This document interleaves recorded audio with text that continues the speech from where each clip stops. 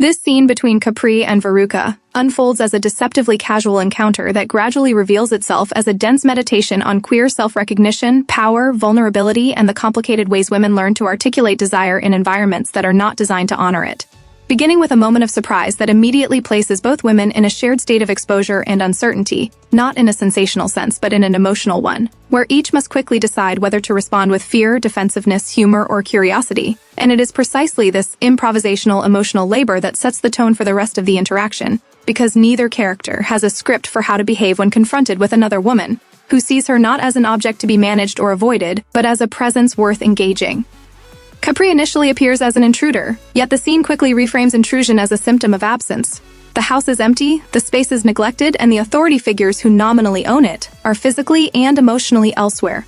creating a vacuum in which Capri's presence feels less like a violation and more like a quiet claim to autonomy, a way of occupying space that has been left unused by those who hold formal power. Veruca's response to this discovery is telling, not because it is dramatic, but because it is measured. She assesses the situation through a lens of safety and curiosity rather than punishment, embodying a mode of relational engagement that many queer women will recognize, in which conflict is navigated through conversation rather than dominance, and where the priority is understanding the other person's interior state rather than asserting control.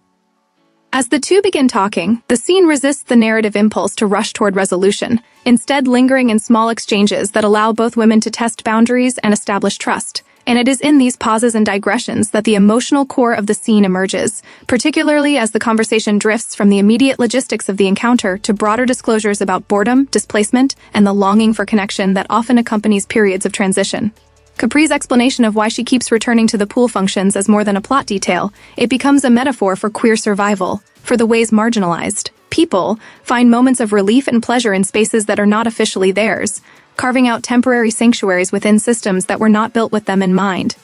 Veruca, meanwhile, occupies the role of reluctant host, someone who has access to resources but lacks a sense of belonging. And this dynamic creates an intriguing reversal of traditional power structures, where ownership does not equate to confidence or fulfillment, and trespass does not equate to moral deficiency. As the dialogue unfolds, both women reveal their relationships to men as fraught, instrumental, or simply irrelevant. And while this could easily be played for provocation, the film instead treats these disclosures as contextual information, grounding the character's queerness in lived experience rather than ideology or performance. Veruca's candid acknowledgement of manipulating patriarchal structures for her own survival is not framed as cruelty but as adaptation, a learned strategy in a world where women's needs are routinely deprioritized. And Capri's response is not judgmental but admiring, reflecting a queer ethic of recognizing resilience rather than policing morality. This mutual recognition is one of the scene's most significant achievements, because it demonstrates how intimacy between women often begins not with overt declarations, but with the validation of each other's strategies for getting through an inhospitable world, a theme that resonates deeply within lesbian and queer communities, where shared understanding frequently precedes romantic or emotional attachment. The conversation about creative identity, particularly Capri's involvement in a lesbian punk band, further deepens this dynamic by situating queerness within a cultural lineage, reminding the audience that lesbian identity is not only about private desire, but also about public expression, community formation, and the ongoing negotiation between visibility and safety. Veruca's reaction to this revelation is marked by fascination rather than exoticization, suggesting a hunger for models of queer life that extend beyond secrecy and improvisation. And this moment functions as a quiet turning point in the scene, where admiration begins to shade into aspiration, and curiosity about the other woman becomes intertwined with curiosity about a different way of living. Importantly, the film does not rush to label this shift, allowing it to remain ambiguous and unresolved, which mirrors the real experiences of many queer women who spend years navigating feelings that do not fit neatly into socially sanctioned categories, often describing their attractions in terms of friendship, intrigue, or admiration, long before recognizing them as desire. This ambiguity is not a failure of clarity, but a deliberate ethical choice, honoring the slow and often non-linear process of self-recognition that characterizes so many queer narratives, particularly for women who have been socialized to downplay their own wants and prioritize relational harmony. As the scene progresses, the women's discussion of surveillance and being watched introduces a crucial thematic layer, linking personal vulnerability to broader systems of control and scrutiny, and highlighting how women's bodies and behaviors are constantly monitored, judged, and commodified, whether by family members, romantic partners, or society at large. The fact that this surveillance is acknowledged openly between Capri and Veruca transforms it from a source of shame into a shared concern, fostering solidarity rather than isolation, and reinforcing the idea that intimacy between women can function as a counter-surveillance practice, a space where one can be seen without being consumed or exploited. This is particularly significant in a cultural context that often treats lesbian intimacy as either invisible or hypervisible, erased from mainstream narratives or exaggerated for voyeuristic consumption, and the film's refusal to sensationalize this dynamic is a powerful act of resistance, insisting instead on the legitimacy of women's private emotional worlds. The humor that punctuates the scene serves a similar function, diffusing tension without trivializing it, and reflecting a distinctly queer mode of coping that uses wit and irony as tools for survival, connection, and critique.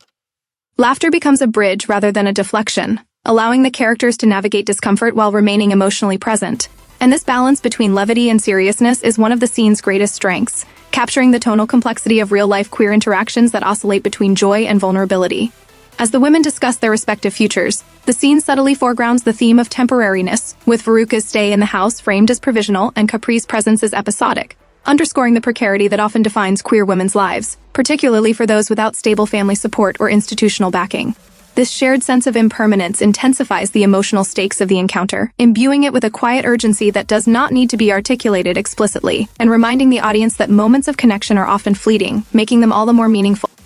The suggestion of a party, while seemingly lighthearted, operates symbolically as an invitation to community, a desire to transform an empty, surveilled space into one filled with chosen kin, music, and collective presence. And this impulse speaks to a broader queer tradition of reimagining domestic spaces as sites of resistance and belonging. Throughout the scene, the film remains attentive to power dynamics, particularly in how age, experience, and confidence shape the interaction, yet it avoids reducing these differences to hierarchies, instead presenting them as sources of tension and learning that require ongoing negotiation.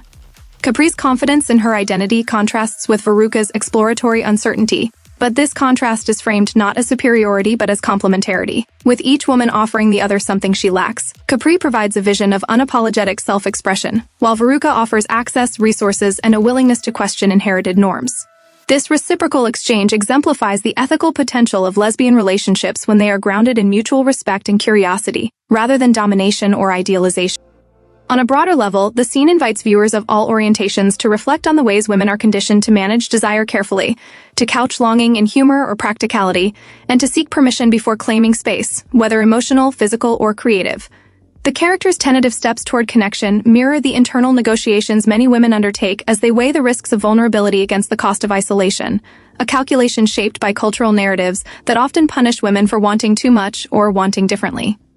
By centering these negotiations rather than external conflict, the film aligns itself with a tradition of queer storytelling that prioritizes interiority over spectacle, recognizing that the most profound struggles often occur within, as individuals reconcile who they are with who they have been allowed to be. The scene's refusal to provide closure is itself a statement, honoring the ongoing nature of self-discovery and resisting the demand for neat resolutions that can flatten the complexity of queer experience. Instead, it leaves the audience with a sense of possibility, not in the form of guaranteed outcomes, but as an openness to connection that feels earned and authentic. In doing so, the film contributes to a growing body of work that challenges the marginalization of women-centered narratives, asserting that stories about lesbian and queer women deserve the same seriousness, nuance, and emotional depth as any other, and that intimacy between women is not a novelty or provocation, but a fundamental aspect of human experience worthy of careful, respectful representation. Ultimately, this scene is less about what happens than about what becomes imaginable through the encounter, illustrating how a chance meeting can disrupt familiar patterns of isolation and self-doubt, and offering a glimpse of what it might mean for women to see each other clearly, without apology or pretense, in a world that so often looks away.